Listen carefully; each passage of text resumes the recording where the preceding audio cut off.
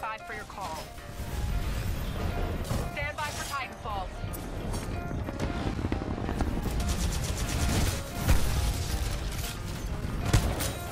Grapple for all. Not for that guy. Not right there. But to everyone else, I say grapple for all. That's going to be my new movement.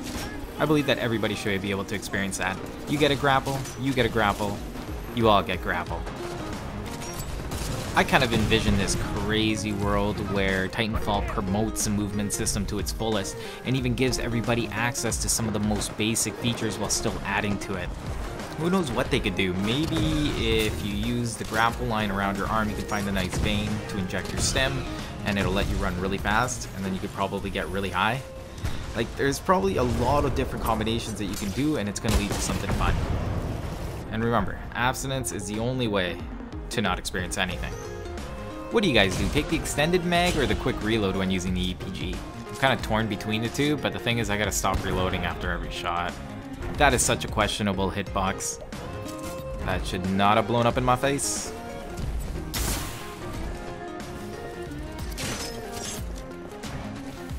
Oh, he didn't notice anything. What a good time for this base solo to queue in.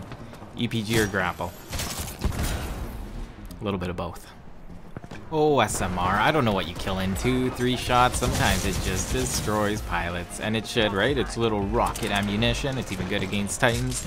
Some guy's telling me it's an amazing weapon. Like, I know what it's like to push boundaries of weapons. L-Star was probably my only real S-tier, see, I was going to describe it as a mean gun because it's really not good, but it has potential because it had a ridiculous amount of ammo. Like, it had ups. It had some ups. But, you know, when you guys get all hardcore, if we're going to throw out facts, well, if we're going to throw out facts, we're not going to have any fun. I'll tell you that right now. But when you take this game at its funnest, and the only way to do that is to just push the ideals of it. You have to promote mobility. I'm even starting to think flying platforms. Like, don't get me started. Oh my god, the directional influence in this game. So much fun. That's why I always love Smash, especially Melee. Directional influence in that game was spot on. Physics on it, crispy.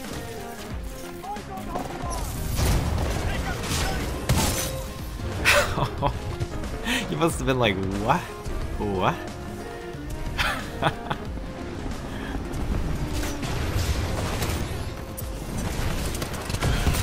I did not invite that guy, but if he wants to crash a party, I'm happy to host him. Alright, so we're just getting to the end of this. I want to show you guys something. Like, hooks have endless potential. This is kind of a new thing I'm kind of working on more so.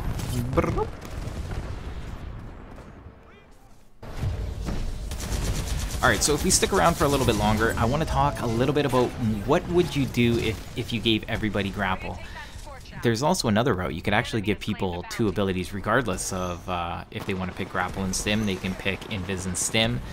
Like, that's easily an option that can be toggled. Hearing those words come out of my mouth, invis and stim, to some people it must be like, that must be their nightmare, because to me invis doesn't affect me that much. I've always found stim to kind of just be like funny. It's like, are you serious? Like, this looks like an old Predator movie. Like, I could see you. Check how close this is. Ooh, you could have almost roasted me. Alright, let's get out of here. Lucky to be alive. This is one of the weapons that if you actually ADS it, the spread is tighter. That's not the case for a lot of the weapons in Titanfall. That's one of the things that you people don't know. The rule of thumb is SMG, off the hip, AR, you aim it, sniper, I hope you're good. Grenadier weapons, it's going to take a little getting used to. It really depends against what kind of players you're going against and what kind of player you are. Stand by for Titanfall. I don't care what kind of Titan you are or what kind of player you're using. Again, I have a pretty simple philosophy in this game. I'm going to get you out into the field, regardless of the consequences. This is something you probably see on my videos a lot. If you guys watch my videos, you obviously see how I, you know, kind of play and kind of how I change things up. But this is a move that I've been working on a lot. Not that. That's just common. This next one, where they go up, there's a little bit of a window for him to attack first, or for me to attack first. Trying to like know where they're gonna land. Like there's kind of a sequence of events to this that make it more predictable. It would take longer to explain than the clip. You know what? Screw it. I'm gonna actually clone the clip and we are gonna break it down. Okay, we're gonna do that probably for the next couple minutes. Alright, so the first thing is it's ejecting and dodging the one shot. Now there's only a couple of things. Staying low obviously minimizes the time you're in the air. See, there's already things we need to cover from the beginning there, because there was the strafe that I also did was from right to left, and there's a momentary pause, but it's really the only option for more directional influence after your jumps. It's just left and right. But you have to understand that when you go left and right, that there's that pause from going right to left. Like the distance you're going left and right is very minimal, but if you time it out right, they're gonna miss you. Okay, we're gonna see this again. So we're gonna stay low, and then you're gonna be able to see the strafe again that goes from right to left.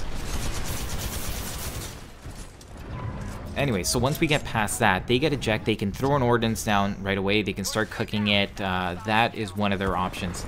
But the thing that you get is when they're that high up, any kind of slide jump gets you out of the range of practically any ordnance. If not, they're also guessing. Like, you have 360 degrees to navigate yourself, and slide hops are so fast.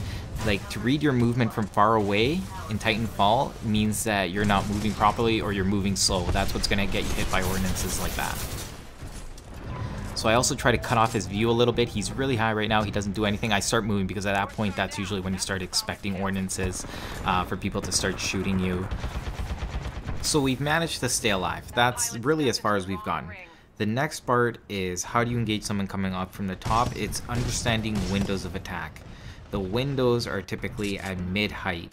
At the apex of a jump, you're very high, which means that ordnance, we've already talked about this, it means you have a guessing game of where you're gonna be throwing them.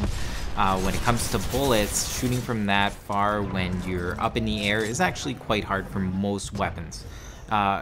It's just basic length. So right there, see, you can see that I started jumping right as he started shooting, because that is the most common window. And just having experience in the game makes a lot of difference. Like, I found this window just out of repeatedly doing the same move against different people. And this is the window that I find is the most common that people start shooting you. So that's when I want to get off the ground, or I want to get into a slide jump, something that's going to move me from whatever position I'm in to a different one. Just a quick A to B position change, because that's what minimizes that window. This may seem like a no-brainer, but looking up, people don't like looking up. When you're looking up, you can't see anything around you. It sucks. That's why it's a good time for you to get flanked when you're fighting Titans, any of the things like that. But looking up means that you can't see anything around you, and that's why, well, I knew the tone was there. He did barrage me with rockets earlier, so that wasn't a surprise to me at all. You know what? I'm so bitter about that because the guy didn't even hit me. He just killed me with splash damage. How many times have you seen this? Ugh, I'm raging from it. Anyways, here's that window. He's gonna start attacking. Knowing where he's going to land is really just out of experience, and who doesn't like high ground, right? You're kind of just trying to predict where are other people going to be. If you don't want to predict, then you have to keep your eye on them. But if you look long enough, you're going to get a good idea of where they can possibly land. If you notice that they've already used a jump, then you can almost know with a certainty where they're going to be landing. I cannot believe how long that took. That was a 3 minutes on like a 30-second clip. Alright, and I feel like we could still talk about it. I just have one final thought before we wrap the video up. I'm imagining just crazy things. Like, think about a Contra level, like with the platforms. Now, turn it into 3D, and you just have all these platforms to grab onto, like just so many avenues of mobility. I just think it would be crazy fun. But thank you guys for joining me. Paper, cut to you, and I'll see you guys next time.